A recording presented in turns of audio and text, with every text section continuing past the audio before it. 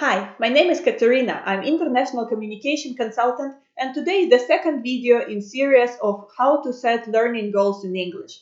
Today I would like to introduce how to use SMART goal techniques from business into language learning. What is it about? What are the steps? I will provide you examples, and by the end of the video you will be able to create your own SMART goal. Ready? So first of all, let's discuss one more time why do we need SMART goals. I know that many of you have English on your personal development list, and I even know how it happens. Usually it happens like that. By the end of the year, my English will get better.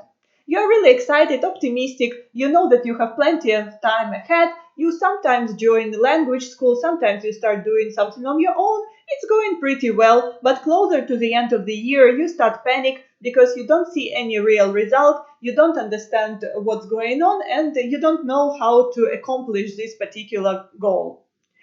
The reason behind it is quite simple. It's not concrete enough, it's not exact, and it's hard to measure. Many of you take going from level to another level as a way to measure their progress. So you promise yourself that by the end of the year you will go from intermediate to upper intermediate level. But let's look at some numbers. What do you think? What's the minimum time needed to get from B1 to B2 level? Yep, 180 hours of guided learning. It means attending all the classes and doing homework. And this is the minimum number and only in case of professional teaching and high level of motivation on your side. You can do some simple math and find out, do you have that much time to do it?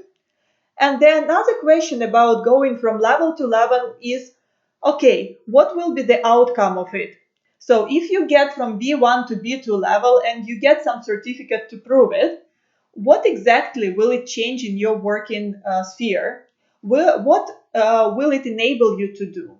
What can you achieve with the help of it? And we should remember that majority of language schools concentrate on general English. So getting in general English from B1 to B2 level doesn't necessarily mean that you will get better with your job functions in English. That's why applying something more specific and more related to you personally is very important. I would like to revise something from my previous video that before you go into setting any goal, that's the three questions you need to answer yourself, and they will be connected with the division of skills and knowledge. So one more time, I would like to repeat that when we speak about knowledge, we mean vocabulary, grammar, functional language, and pronunciation. When I speak about skills, I mean listening, reading, speaking, and writing. How do they combine? Knowledge is a tool, skill is an ability to get the job done. If you have a tool, but you're not doing anything with it, it's not going to help you. Without a tool, you can't achieve anything. That's why before setting any goal, you should answer three questions. Question number one, what skills do I need to develop? Be as precise as possible.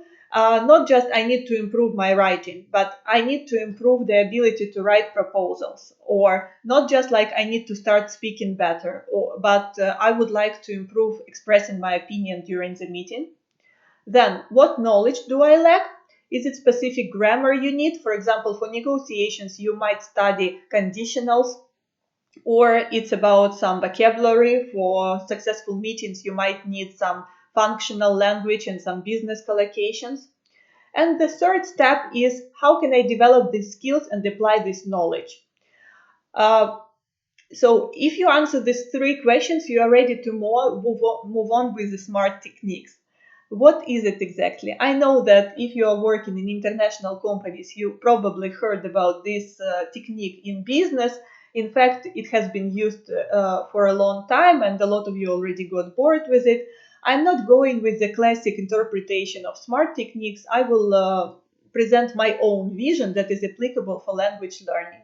So what exactly do I mean by SMART goals? The goal that you set for yourself to study language should correspond to five main criteria. Number one, it should be specific. So what exactly am I doing?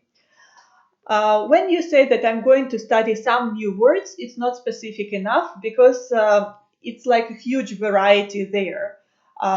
You need to get something like, or for example, you say, I will improve my reading skills.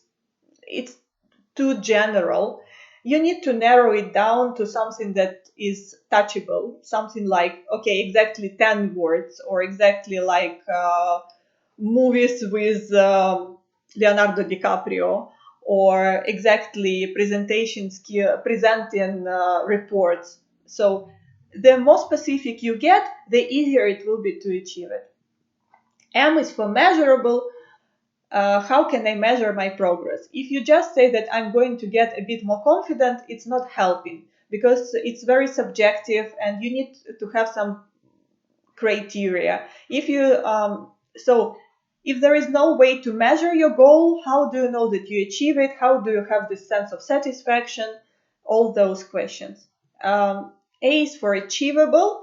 You need to understand your limitations.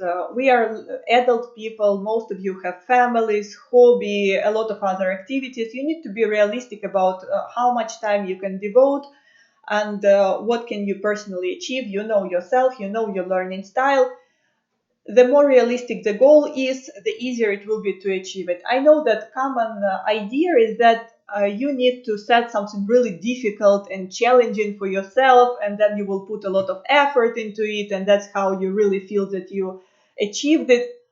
In my experience, very personal experience in teaching, a lot of clients who aim too high and too ambitious at the beginning, they don't get anywhere. They get tired during the first months, then they start finding a lot of excuses why they can't continue with this goal. So I would advise you not to aim too high, but be realistic and something that really fits your lifestyle, and you will be able to achieve it.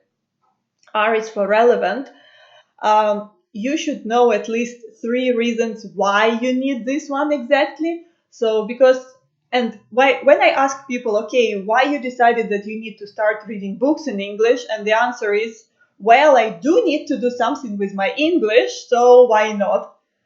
Okay, but if you don't like reading books, if it's not something that is relevant to you, I mean, why would you set this goal? So you should really feel passionate about it. You should feel motivated about it. It should bring some real change in your life. And only then you can say that it's relevant to you. T is timely.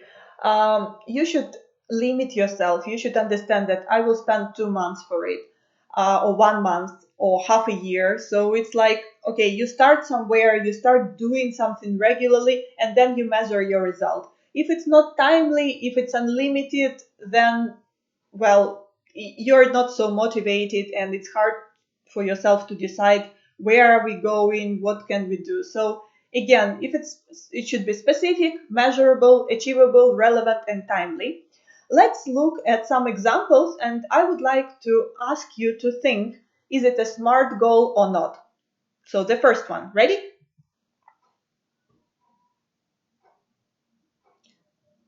What's your idea? My idea is no, because it's not specific enough and it's not measurable. Um, what type of presentations are we talking exactly about? I mean, there are so many ways you can present. You can present during a meeting to 5 people just sitting in front of them in a very informal way. You can present in front of the audience of 200 people. So you need to be really specific about what type of presentations you want and what do you mean exactly by boosting your confidence. So your fluency is getting better, or the general impression of people is different, or what exactly do you mean by boosting your confidence. You can play around boosting your confidence if, for example, you make a recording of yourself at the beginning and then you compare at the end, and then subjectively you decide for yourself you are more confident or not. But again, the more specific you get, the easier it will be to measure it.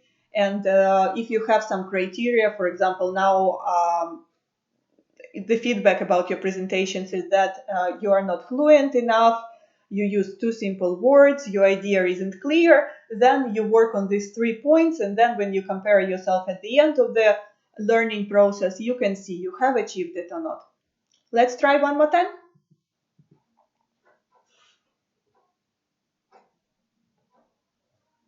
My idea is that no, it's not specific, not measurable, not timely. Let's get back to idea about knowledge and skills.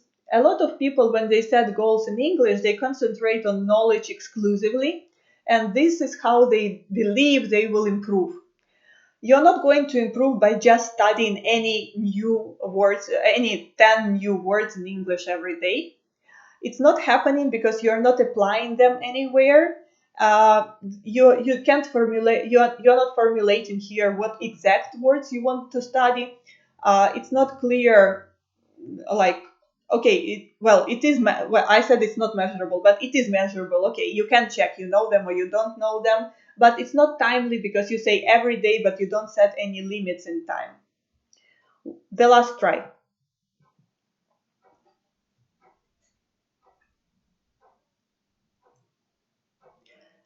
And lots of my clients say, yes, it's a pretty smart goal. I say, no, it's not. I say that it's not relevant. I will explain why. We have a professional joke among teachers. What can a person who finished a grammar book do? A person can do exercises from a grammar book. Of course, it's a joke, and I don't say that grammar books don't help us, but it's part of acquiring knowledge. However, just doing grammar exercises doesn't train any particular real life skill. So it's not enough just to do grammar exercises to get better in your communication. Communication part, skills part, is necessary part of your goal. So you are going to finish all grammar exercises in intermediate level book. Why? What skill are you going to develop with the help of it? What job related skill you're going to develop? If you don't have the answer for that, well, just completing the book is not getting you anywhere, unfortunately. So what about this one?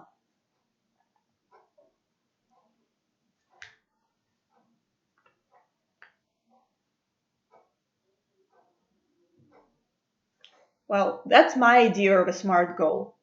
There is clear timing in 2 months' time.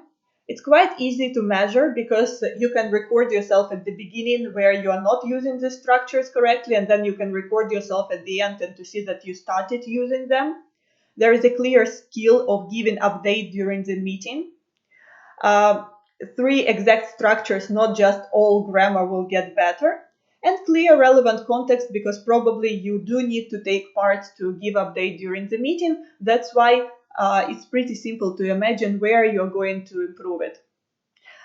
By the way, the reason why it can be an important goal, because quite often if you don't use any tenses in your meetings, then people get confused and they don't understand. You have already done it or you're just going to do it. And this is a real example of confusion in communication. It can result in communication breakdown. That's why working on this pretty small goal can make a big difference in your communication as a result.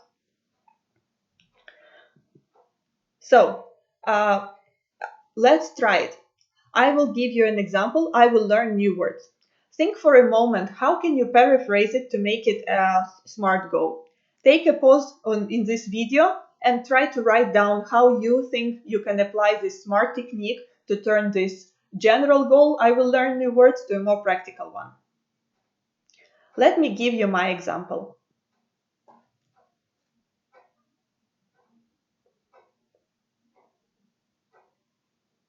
Okay, so you can see immediately here, we understand what we are doing, we understand why we are doing, we have a clear time limit, and we see the application of it. It sounds like a pretty simple goal, but simple goals bring much better results than something complicated or like that requires too much energy on your side. So, my question to you now, what are your SMART goals for this month? Please write in comments your examples and I will try to comment and express my opinion on them, whether it's a SMART goal or not. I hope you found this video useful. Subscribe to my channel, follow me on Facebook. Thank you. See you.